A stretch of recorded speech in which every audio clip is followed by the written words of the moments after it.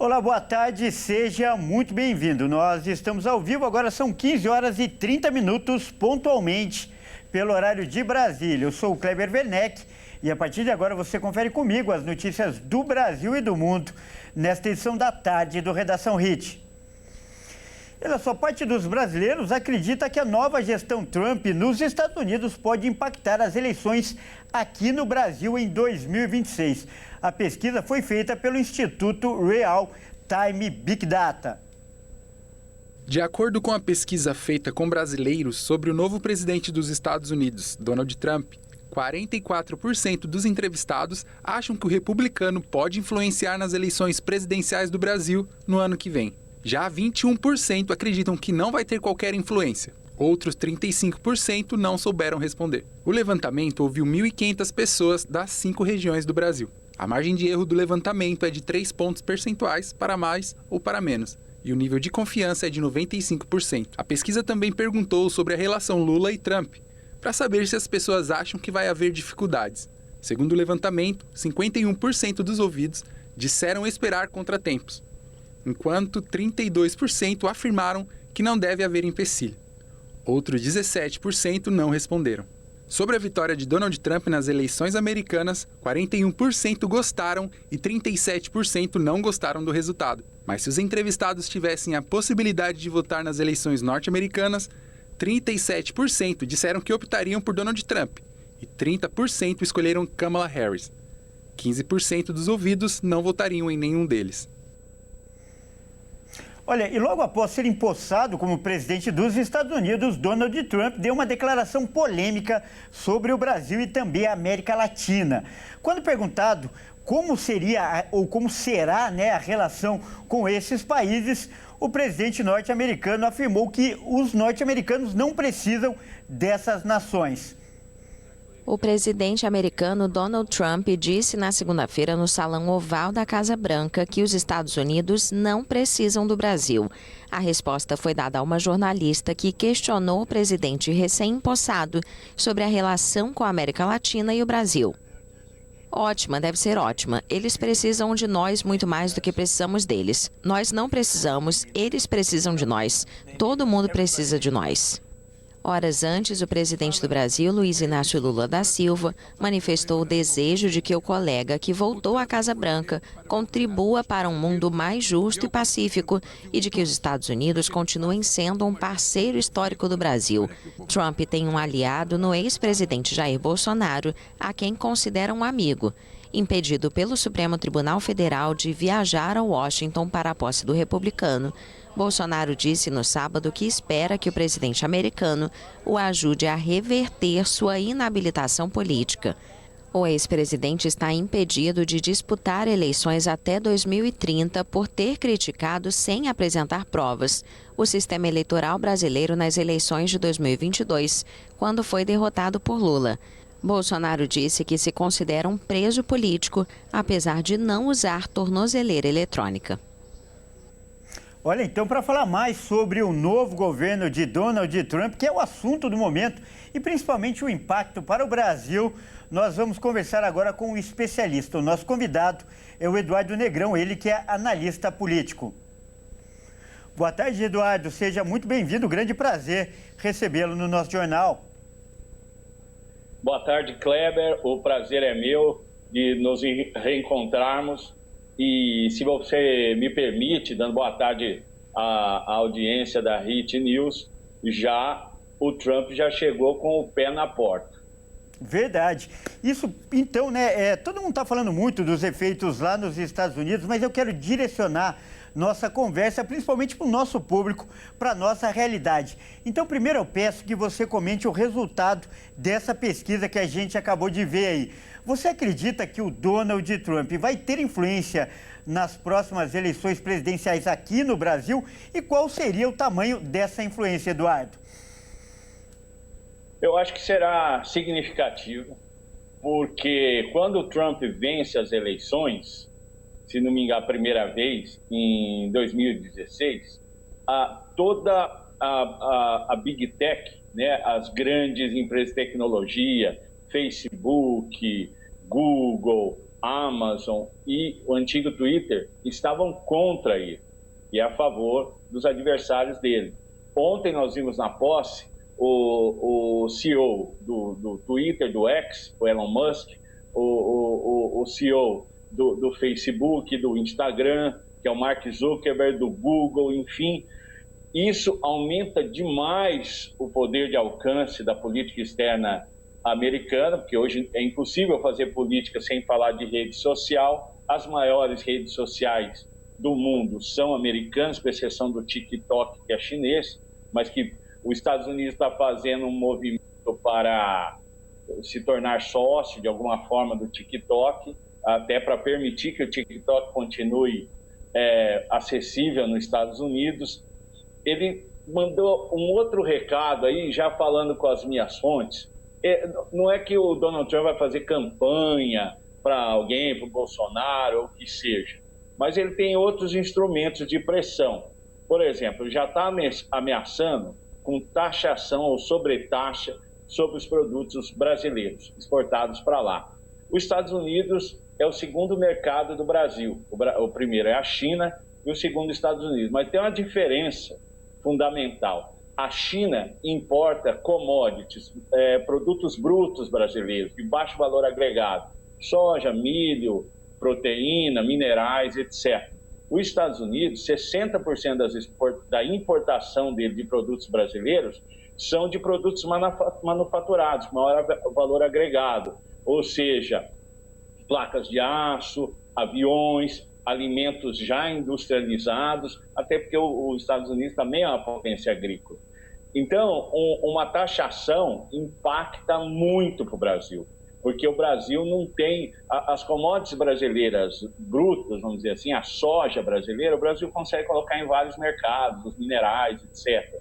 Mas os produtos manufaturados, se tem algum problema nos Estados Unidos, seria alguma catástrofe para a indústria brasileira. E os industriais são próximos dos banqueiros, Kleber. Qualquer ruído nessa parceria comercial ia haver muita pressão sobre o governo brasileiro. Na verdade, já está até havendo, né? Você vê que o Lula recuou, mudou o discurso, está desejando boa sorte, mas um pouco antes da eleição, ele tinha feito um comentário para a imprensa brasileira que se o Trump ganhasse, seria uma espécie de volta do neonazismo nos Estados Unidos. Um comentário muito pesado, desnecessário, num cenário onde todo mundo já sabia que o Trump ia ganhar, até porque o adversário dele natural, Joe Biden, tinha desistido ou sido afastado para que a vice fosse candidato. Quando houve aquela troca, todo mundo sabia que o Trump ia vencer as eleições. Exceção feita a grande imprensa brasileira, que acreditou até os 44 do segundo tempo. Kleber. Olha, Eduardo, você falou das Big Techs, eu queria retomar um pouco esse tópico aí da nossa conversa. Esse poderio hoje é tão importante e tão forte para os Estados Unidos quanto o poderio militar, esse poderio de penetração, de influência em outras nações, não só no Brasil. E esse pode ser um fator decisivo nas eleições de 2016, 26, melhor dizendo? Eu acredito sim, porque se você lembrar das eleições aqui em 2022, as redes sociais também foram abertamente contra a candidatura do Jair Bolsonaro. Aliás, em 2020, o próprio Trump estava banido do Twitter, o atual X, e do Facebook, né? Um ex-presidente americano. E o Bolsonaro, especialmente os aliados do Bolsonaro, cuja grande plataforma são as redes sociais, tipo Nicolas Ferreira, Eduardo Bolsonaro, Carlos Zambelli, também foram tolhidos. O Nicolas, que hoje fez um sucesso tremendo com o último vídeo, ficou meses banido de redes sociais por ordens judiciais. Isso não vai ter. Com a liberação das redes sociais, aí a direita brasileira leva imensa vantagem sobre a esquerda, que não domina essa plataforma. Eu vou te dar um exemplo do último vídeo do Nicolas, que é aquele sobre o Pix, que ficou famoso, deputado Nicolas Ferreira, de Minas Gerais, do PL. para você ter ideia do alcance, foi visto por 300 milhões de pessoas. Aí você fala brasileiros? Não. Foi visto muito no Brasil, né? Mas 78 milhões de visualizações foram fora do Brasil. 30 milhões nos Estados Unidos. E nos Estados Unidos só tem 2 milhões de brasileiros. Então foi um recado que chegou para praticamente todos os brasileiros que moram nos Estados Unidos e quase que 100% da comunidade latina. Então você vê um vídeo feito por um dos 500 deputados federais brasileiros atinge globalmente. No total, o vídeo do Nicolas foi visualizado em 78 países, Kleber. É muita coisa. Se o Nicolas tivesse feito um discurso, um pronunciamento na maior emissora de TV do Brasil, todo mundo sabe quem é, em hipótese nenhuma teria tido esse alcance. Então, não só dentro do Brasil, como fora, nos Estados Unidos, em outros países. Então, a força das redes sociais, eu vou te dar um exemplo prático. O Elon Musk está envolvido nas eleições da Alemanha. Ele apoia o AfD, é o partido mais à direita alemão, e a candidata Alice Weidel, que estava em último entre 8 candidatos, já está em segundo. E as previsões será que ela chegue em primeiro. Para lá, como o regime é parlamentarista, chegar em primeiro não necessariamente significa que você será o chefe de governo. Mas, enfim, a popularidade dela está crescendo simplesmente com a simpatia de uma única rede social, que é o X. Então, não precisa nem haver um favorecimento à direita. É só da igualdade de condições que a direita vai levar vantagem, porque se você pegar assim, os 15 políticos mais influentes nas redes sociais, vai ter 12 de direita e 3 de esquerda. Então, e essa unanimidade, olha, tem um grande da Big Tech, o Bill Gates, dono da Microsoft, né, que ele provavelmente terá problemas legais nessa próxima gestão. Mesmo assim, ele apoiou, foi o único dos grandes que apoiou o adversário do Trump, a Kamala Harris, mas mesmo assim, há 2 semanas atrás, ele foi na casa do Trump, na Flórida, ficou 3 horas conversando com o Trump e doou $1 milhão de dólares para aquela festa de ontem, foi a festa da posse. Então, com a máquina que você diz, né, o poderio militar americano e com o apoio das redes sociais, o Trump é o melhor aliado para qualquer político no mundo, Kleber. Tá certo, então nós acabamos de conversar com o Eduardo Negrão, ele que é analista político. Eduardo, mais uma vez, muito obrigado aí pela sua participação e por essas informações, essa análise que vai além das notícias que a gente vê no dia a dia aí nos sites e nas redes. Uma boa tarde a todos, muito obrigado, estou à disposição. Grande abraço. Olha só, vamos mudar de assunto agora para trazer um pouco das notícias que estão viralizando hoje e fazer um giro com os nossos repórteres. Olha só, a gente vai começar por um caso, né, impressionante que aconteceu no Rio Grande do Sul. Durante uma briga entre um casal, um homem se jogou em cima do capô do carro e a mulher não parou o veículo. Tudo foi filmado por uma câmera de segurança de um posto. E a nossa repórter, a Kátia Fantin, vai contar essa história e também mostrar as imagens. Vamos ver. Mais um fato inusitado aqui do Rio Grande do Sul. A polícia, ela investiga um caso que aconteceu ontem em Caxias do Sul, na Serra Gaúcha.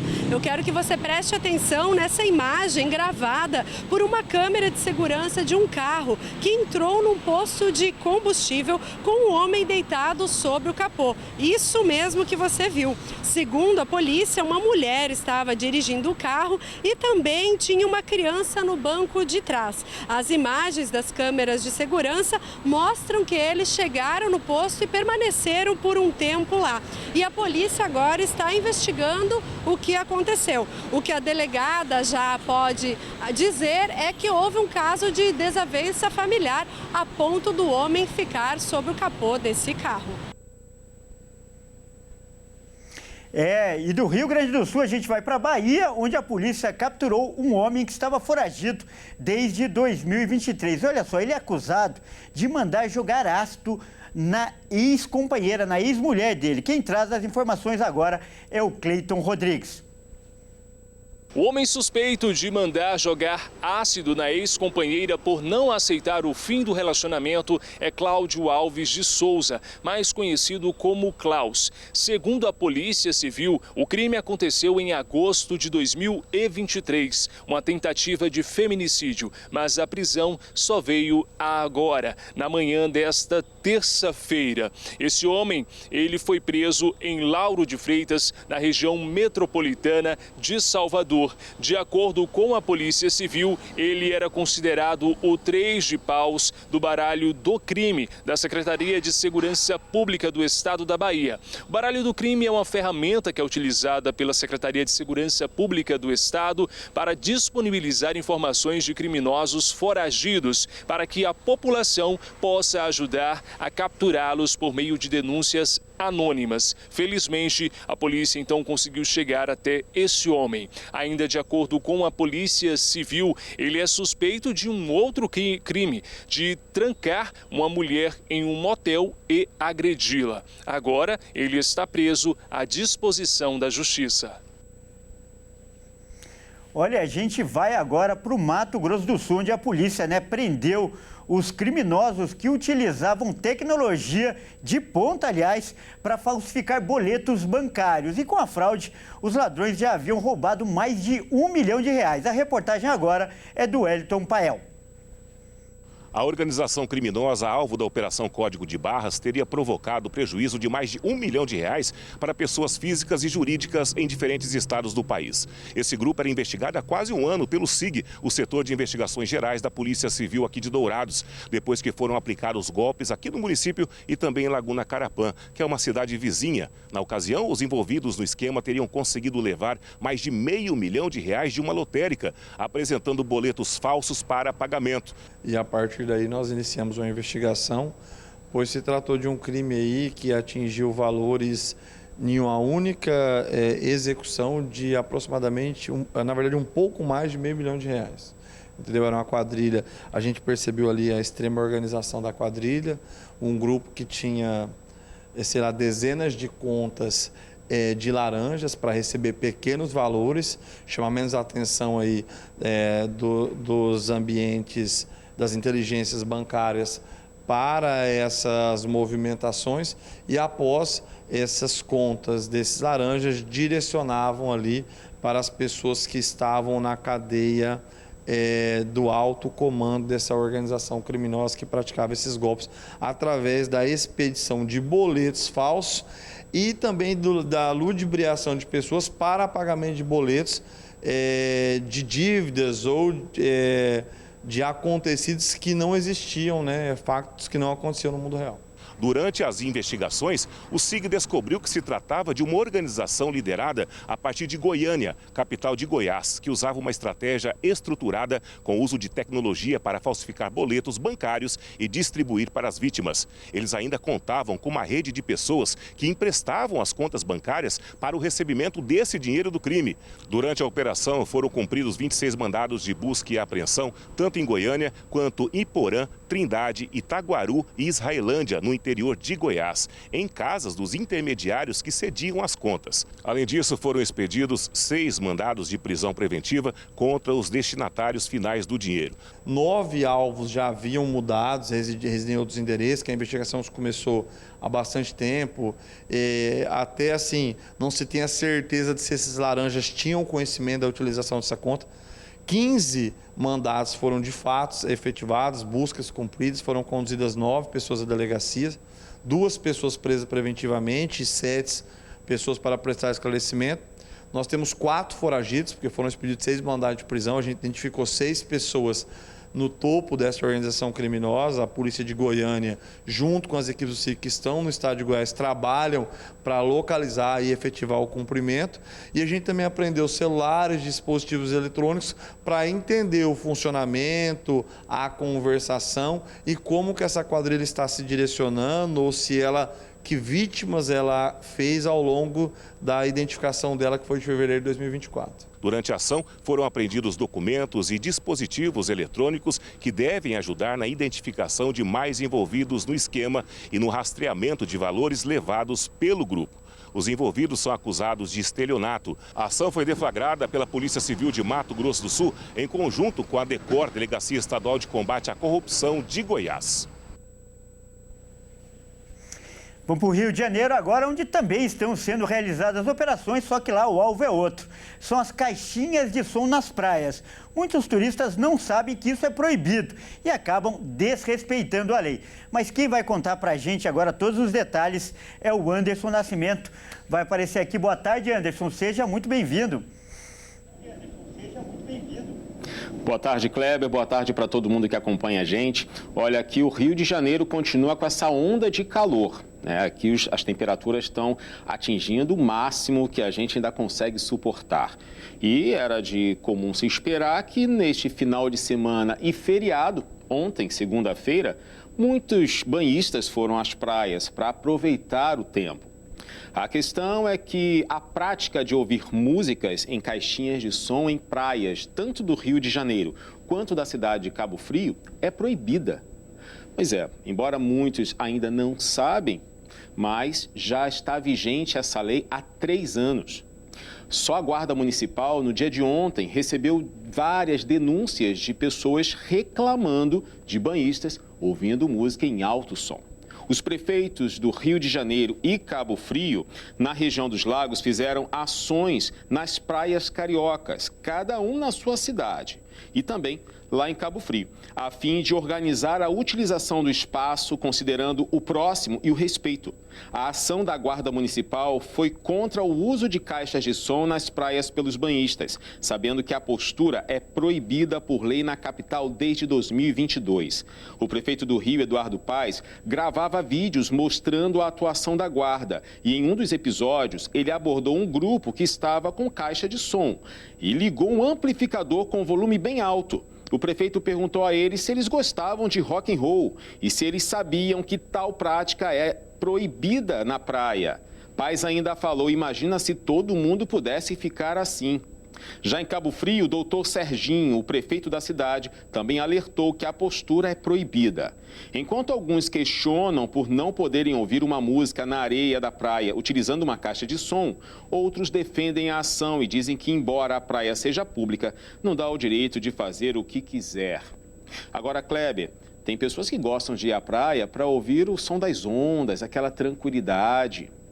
E é um problema para quando chega lá com uma caixinha de som. Então, fica a dica para todo mundo. Quer ir para a praia ouvir a sua playlist favorita de músicas? É bom levar o fone de ouvido, para não estragar o seu passeio, nem ser abordado pela Guarda Municipal. Kleber, e você, quando vai à praia, você gosta de ouvir o silêncio, só aquele barulhinho das ondas, ou uma boa música para poder relaxar? Olha, Anderson, gosto sim de ouvir uma música, mas no fone de ouvido. Como você falou, o princípio de viver, em sociedade é respeitar o espaço do outro, que é até um mandamento bíblico. Amar o próximo é amar nos detalhes, não é, Anderson? Muito obrigado aí pela sua participação, mais uma vez brilhante. Bom, e olha só, ainda falando de praias, o Anderson falou muito bem, uma onda de calor aí atinge o Brasil e um surto de virose também tem atingido o litoral brasileiro nesse início de ano. Os primeiros pacientes foram diagnosticados lá no Guarujá, em São Paulo, isso no começo de janeiro. E hoje, novos casos foram confirmados também em cidades do Paraná. Mas quem vai trazer os detalhes agora no nosso giro de repórteres é a Amanda Silva. Novas amostras coletadas no litoral do Paraná testaram positivo para norovírus. As amostras foram coletadas pela Vigilância Sanitária Municipal em pessoas que passaram mal e foram diagnosticadas com virose, após as festas de final de ano, e foram enviadas ao Laboratório Central do Estado. As novas amostras confirmam que o norovírus é o causador do surto de virose que atinge diversas cidades litorâneas. Em nota, a Secretaria da Saúde afirma que outras 3 amostras de Pontal do Sul estão em análise e que o vírus foi identificado como o agente causador do surto registrado nos municípios de Guaratuba e Morretes, na região litorânea. As noroviroses são um grupo de doenças de origem viral e os esgotos são os principais vetores do vírus. E com esse surto que ainda atinge o litoral paulista e paranaense, gerou uma explosão de demanda por medicamentos e produtos para tratar e amenizar os sintomas. O aumento na procura dos medicamentos foi tanto que o Procon de São Paulo enviou um pedido formal para a Abrafarma, que é a Associação das Farmácias, solicitando que o órgão fizesse um apelo às grandes redes para que aumentassem com urgência seus estoques.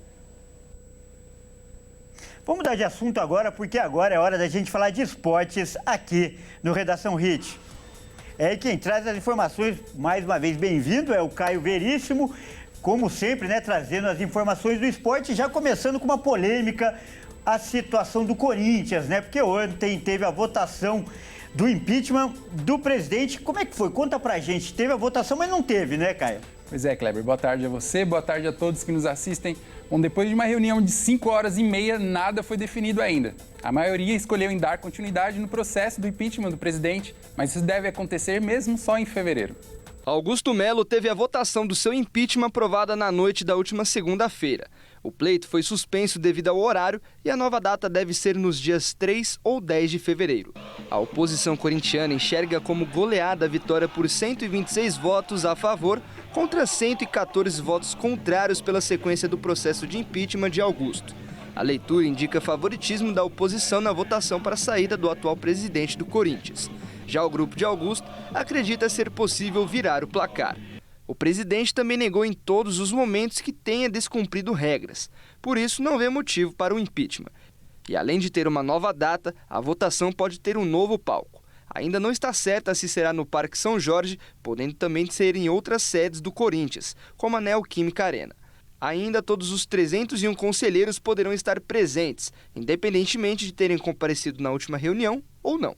Romeu Tuma Júnior, presidente do Conselho Deliberativo, deve oficializar a nova data em breve. E ainda falando de futebol, né? Hoje o Manchester City, um dos maiores times do mundo, anunciou mais um brasileiro e, aliás, muito promissor para o restante da temporada, né, Caio?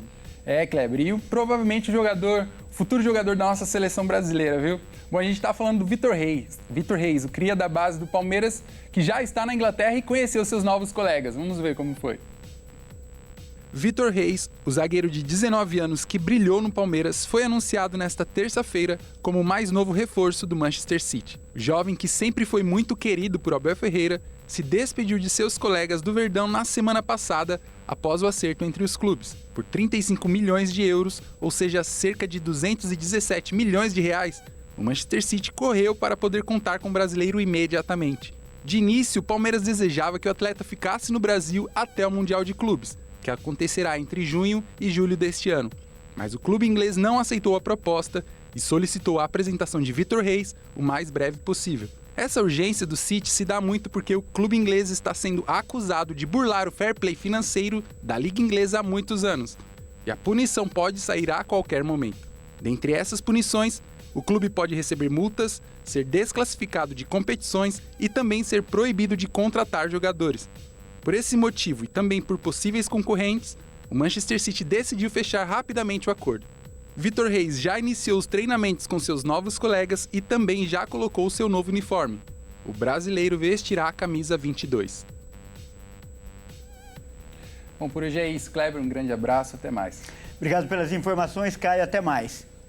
Bom, e essa edição fica por aqui. Eu agradeço demais pela sua companhia e você que não é de São Paulo, não nos acompanha pela Hit TV, fique agora com a sua programação local. Muito obrigado e até mais.